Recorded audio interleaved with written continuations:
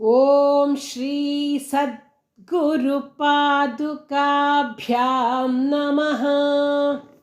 ಎಲ್ರಿಗೂ ನಮಸ್ಕಾರ. ಸೌಂದರ್ಯ ಲಹರಿಯ 49ನೇ ಶ್ಲೋಕವನ್ನು ಅನುಸಂಧಾನ ಮಾಡೋಣ. ವಿಶಾಲಾ ಕಲ್ಯಾಣಿ ಸ್ಫುಟರುಚಿರಯೋಧ್ಯಾ ಕುವಲಯೈಃ ಕೃಪಾಧಾರಾಧಾರಾ किमपि मधुरा भोगवतिका अवन्ती दृष्टिस्ते बहुनगर विस्तार विजया ध्रुवं तत्तन्नाम व्यवहरण योग्या विजयते. विशाला कल्याणी स्फुटरुचिरयोध्या कुवलयैः कृपाधाराधारा किमपि मधुरा भोगवतिका अवन्ती दृष्टिस्ते बहुनगर विस्तार विजया ध्रुवं तत्तन्नाम व्यवहरण योग्या विजयते. विशाला कल्याणी स्फुटरुचिरयोध्या कुवलयैः कृपाधाराधारा किमपि मधुरा भोगवतिका अवन्ती दृष्टिस्ते बहुनगर विस्तार विजया ध्रुवं तत्तन्नाम व्यवहरण योग्या विजयते. ಈ ಶ್ಲೋಕದಲ್ಲಿ ಭಗವತ್ಪಾದರು ದೇವಿಯ ಕರುಣಾಪೂರಿತ ದೃಷ್ಟಿಯ ವರ್ಣನೆಯನ್ನು ಮಾಡ್ತಾ ಇದ್ದಾರೆ. ಸ್ತೋತ್ರ ಲಕ್ಷಣ ಬಂದು ಪರಾಕ್ರಮ. ಏನಿದರ್ಥ ಅಂದರೆ, ತೇ ದೃಷ್ಟಿ ಅಮ್ಮನವರ ಕಣ್ಣುಗಳು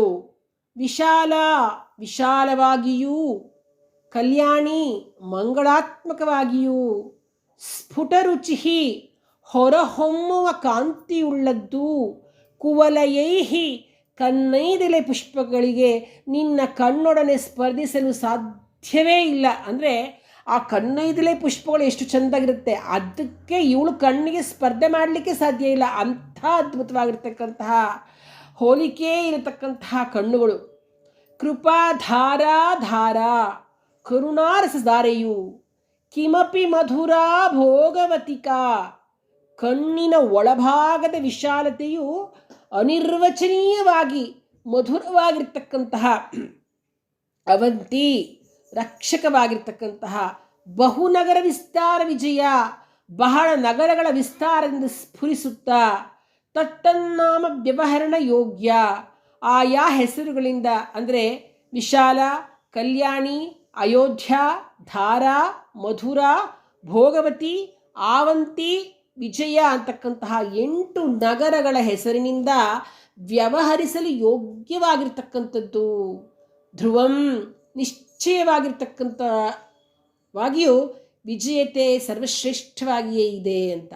ಇಲ್ಲಿ ನೋಡಿ, ಏನು ಈ ಶ್ಲೋಕದ ಅರ್ಥ ಅಂತಂದರೆ, ಭಗವತಿ ನಿನ್ನ ನೋಟ ವಿಶಾಲವಾಗಿದೆ, ಮಂಗಳಕರವಾಗಿದೆ, ಅದರೊಡನೆ ನಿನ್ನ ಕಣ್ಣುಗಳು ಕನ್ನೈದಿಲೆಗಳಿಗಿಂತಲೂ ಅದ್ಭುತವಾಗಿರ್ತಕ್ಕಂಥ ಕನ್ನೈದಿಲೆಗಳೇ ಸ್ಪರ್ಧಿಸ್ಲಿಕ್ಕೆ ಸಾಧ್ಯ ಇಲ್ಲ ನಿನ್ನ ಕಣ್ಣುಗಳ ಮುಂದೆ. ನೀನು ಕರುಣೆಯ ರಸಧಾರೆ, ನಿನ್ನ ನಾಮವೇ ಮಧುರಾಕ್ಷರಗಳಿಂದ ಕೂಡಿದೆ. ಅಂದರೆ ಭಗವತಿಯ ಕರುಣಾಪೂರಿತ ದೃಷ್ಟಿಯ ವರ್ಣನೆ ಇದು. ಶ್ರೀದೇವಿಯ ಅಷ್ಟವಿಧ ಹೇಗಪ್ಪ ಅಂತಂದರೆ, ವಿಶಾಲ, ಕಲ್ಯಾಣಿ, ಅಯೋಧ್ಯ, ಧಾರಾ, ಭೋಗವತಿ, ಮಧುರ, ಅವಂತಿ, ವಿಜಯ ಈ ಹೆಸರುಗಳು ಭಾರತದ ಪ್ರಾಚೀನ ನಗರಗಳು ಆಗಿದೆ. ಆಯಾ ಹೆಸರಿನ ದೃಷ್ಟಿಗೆ ಪ್ರತ್ಯೇಕ ಭಾವವೂ ಕೂಡ ಇಲ್ಲಿದೆ. ಇದರಿಂದ ಇದೊಂದು ರೀತಿ ದ್ವಂದ್ವಾರ್ಥ ಅಂತಲೇ ಹೇಳ್ಬೋದು. ಇಲ್ಲಿ ಭಾರತದ ಹಲವು ಖ್ಯಾತ ನಗರಗಳ ಹೆಸರುಗಳನ್ನು ಬಳಸಿ ದ್ವಂದ್ವಾರ್ಥದಿಂದ ದೇವಿ ಮಹಿಮೆಯನ್ನು ಹೇಳಿದ್ದಾರೆ. ಆ ನಗರಗಳ ಬಗ್ಗೆ ತಿಳಿಸ್ತಾ ಈ ಒಂದು ಶ್ಲೋಕದಲ್ಲಿ ಬಹಳಷ್ಟು ವಿಶೇಷವಾಗಿ ಹೇಳಿದ್ದಾರೆ.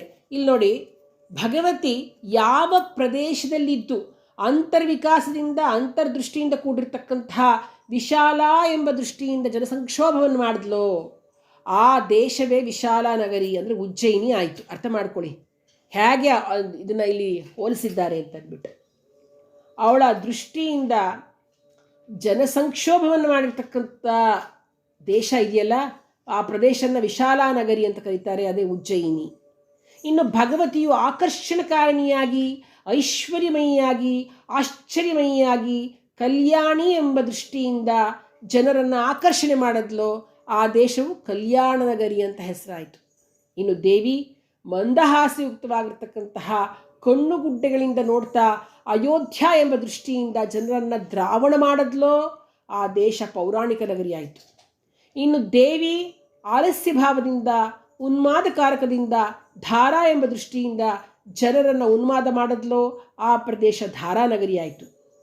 ಇನ್ನು ದೇವಿ ಯಾವ ಪ್ರದೇಶದಲ್ಲಿದ್ದು ಚಂಚಲತೆಯಿಂದ ಕೂಡಿರ್ತಕ್ಕಂತಹ ಮಥುರಾ ಎಂಬ ದೃಷ್ಟಿಯಿಂದ ಜನರನ್ನು ವಶೀಕರಣಗೊಳಿಸಿದ್ಲೋ ಅದೇ ಲೋಕಪ್ರಸಿದ್ಧ ಮಥುರಾ ನಗರಿ ಆಯಿತು. ಇನ್ನು ದೇವಿ ಯಾವ ಪ್ರದೇಶದಲ್ಲಿದ್ದು ಸ್ನಿಗ್ಧತೆಯಿಂದ, ಮೈತ್ರಿಯ ದೃಷ್ಟಿಯಿಂದ, ಭೋಗವತಿ ಎಂಬ ದೃಷ್ಟಿಯಿಂದ ಜನರನ್ನು ಉಚ್ಚಾಟನೆ ಮಾಡಿದ್ಲೋ ಅದೇ ಭೋಗವತಿ ನಗರ ಆಯಿತು.